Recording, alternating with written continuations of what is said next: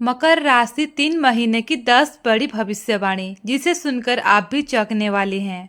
जुलाई और अगस्त में होगी ये 3 बड़ी घटनाएं। कुछ रास्तों पर दोस्तों आपको अकेला ही चलना पड़ता है, ना आपके परिवार का साथ होता है, ना दोस्तों की सलाह काम आती है और ना ही किसी साथी की परछाई। बस आप होते हैं और आपकी हिम्मत। नमस्कार दोस्तों, आज का ये विशेष कार्यक्रम उन सभी मकर राशि वालों के लिए है जो 2025 के इन आने वाले महीनों में किस्मत और कर्म दोनों की असली परीक्षा से गुजरने वाले हैं। जी हाँ दोस्तों, साल 2025 एक ऐसा साल जो इतिहास रचने जा रहा है, लेकिन उसमें भी ये 3 महीने सबसे निर्णायक है, क्योंकि ये वो समय है दोस्तों जब सबसे बड़े परिवर्तन आपके जीवन में होंगे। 29 मार्च को शनि देव ने राशि परिवर्तन किया है और आपकी 7.5 समाप्त हो चुकी है और 18 मई को राहु और केतु भी नए भावों में प्रवेश कर चुके हैं। सोचिए, एक साथ इतने बड़े ग्रह जब अपनी दिशा बदलते हैं तो केवल ग्रह नहीं बदलते, आपकी जिंदगी की दिशा भी पलट जाती है।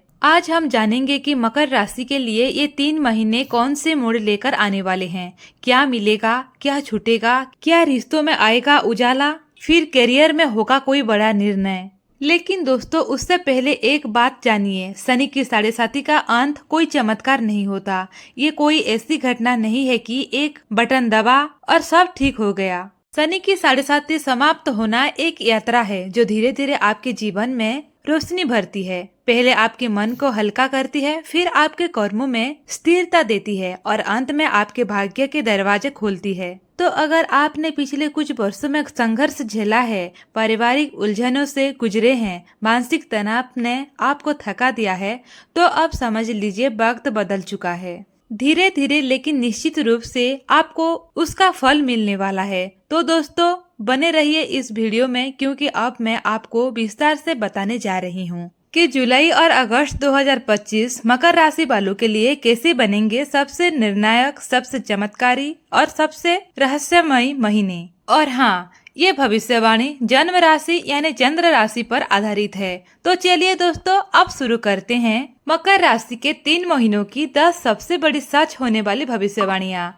लेकिन वीडियो को आगे बढ़ाने से पहले कमेंट बॉक्स में सच्चे दिल से जय शनिदेव, जय शनि महाराज जरूर लिखें और वीडियो को एक लाइक कर चैनल को सब्सक्राइब जरूर करें। पहली भविष्यवाणी दोस्तों सबसे पहले है आपके स्वास्थ्य की, क्योंकि शरीर है तो सब कुछ है और जब ज्योतिष के नजरिए से देखें तो आपकी राशि का पहला भाव यानी फर्स्ट हाउस आपके शरीर, आत्मबल और इम्यूनिटी का प्रतिनिधित्व करता है। मकर राशि के स्वामी है स्वयं शनिदेव। फिलहाल आपकी कुंडली के तीसरे भाव में विराजमान है, लेकिन कहानी यही खत्म नहीं होती। इसी तीसरे भाव में शनि के साथ सूर्य और राहु भी विराजमान है और इनका साथ बना रहा है एक खतरनाक योग, शनि राहु का श्रापित दोष। अब आप कहेंगे क्या इसका मतलब है स्वास्थ्य खराब होगा? तो जवाब है 28 जून तक आपको थोड़ा सतर्क रहना होगा, क्योंकि जब राहु और शनि एक साथ होते हैं तो मानसिक थकान, उलझन और अचानक होने वाली शारीरिक असहजता देखने को मिल सकती है। खास तौर पर यदि आप यात्रा कर रहे हैं या बाहर का खान पान ज्यादा हो रहा है तो उसमें जरा सी लापरवाही भी दिक्कत दे सकती है। शनि और राहु दोनों क्रूर ग्रह माने जाते हैं और जब ये साथ होते हैं तो शरीर नहीं मन से भी थकान बढ़ा देता है। 28 जून तक का समय आपके लिए थोड़ा संयम, थोड़ी सावधानी और थोड़ी आत्मगुरुता की मांग करता है। लेकिन राहत की बात यह है 28 जून के बाद ये श्रापित योग विकटित हो जाता है। इसके बाद आपकी इम्यूनिटी तेजी से सुधारेगी, मानसिक स्थिति स्थिर होगी और अगर पहले से कोई छोटी मोटी हेल्थ प्रॉब्लम थी तो उसमें भी सुधार दिखेगा।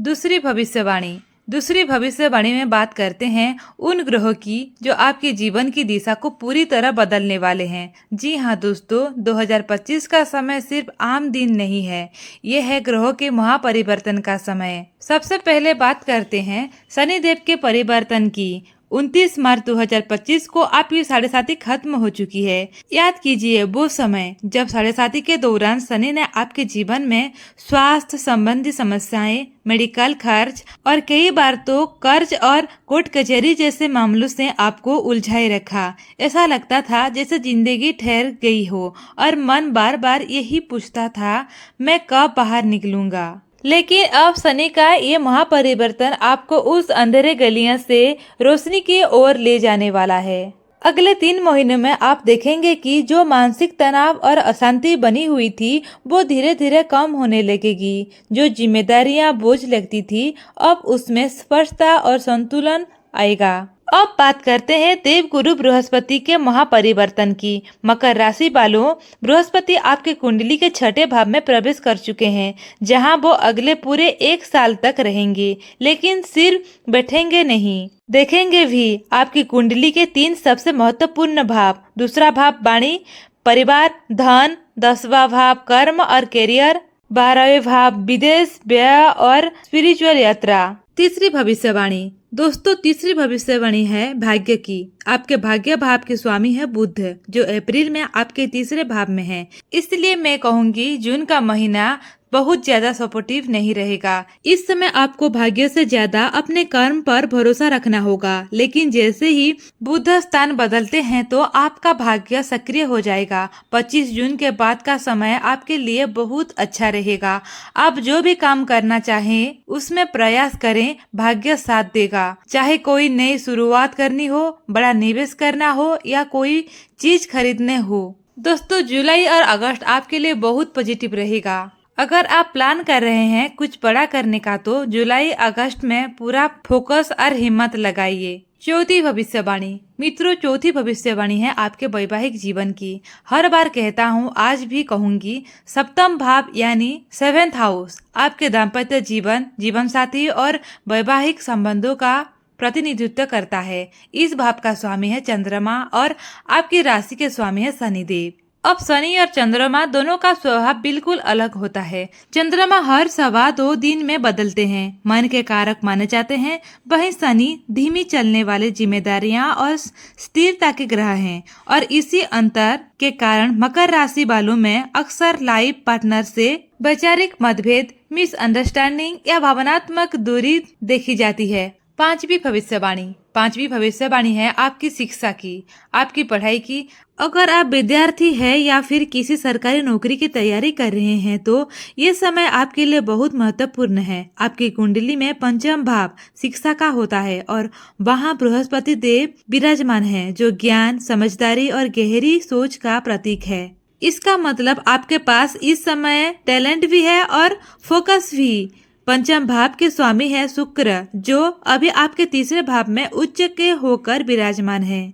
अप्रैल और मई में शुक्र वहीं रहेंगे और फिर जून में आपके 4th भाव में प्रवेश कर चुके हैं, जो पढ़ाई के लिए और भी अनुकूल रहेगा। छठी भविष्यवाणी दोस्तों, अगली भविष्यवाणी है आपके प्रेम संबंधों की, यानी लव रिलेशन की। अगर प्रेम जीवन की बात करें तो इस समय शुक्र के साथ राहु की युति बनी हुई है और यही कारण है कि जून तक थोड़ी सावधानी रखनी है। आप तो प्रेम से बात कर रहे होंगे, लेकिन छोटी छोटी बातों पर सामने वाला इरिटेट या फ्रस्ट्रेट हो सकता है। इसलिए इस दौरान कोशिश करें कि आपके शब्दों और व्यवहार में अतिरिक्त संवेदनशीलता और समझदारी हो, क्योंकि राहु भ्रम पैदा करता है और जब शुक्र के साथ हो तो रिश्तों में मिसअंडरस्टैंडिंग बढ़ सकती है। और फिर जुलाई का महीना शुरू होता है तो प्रेम जीवन में सकारात्मकता और स्थिरता लौटती है। अगर आपका किसी से ब्रेकअप हुआ था या कोई बातचीत बंद थी तो जून में कमबैक के पूरा योग है। सामने वाला खुद आपसे संपर्क करेगा, बातचीत शुरू होगी और भावनात्मक जुड़ाव भी फिर से बन सकता है। और अगर इस समय आप सिंगल है तो जुलाई का महीना आपके लिए नई दोस्ती, अटैचमेंट या प्रेम संबंध की शुरुआत ला सकता है। दोस्तों, वीडियो पसंद आया हो तो कमेंट बॉक्स में जरूर बताएं। धन्यवाद।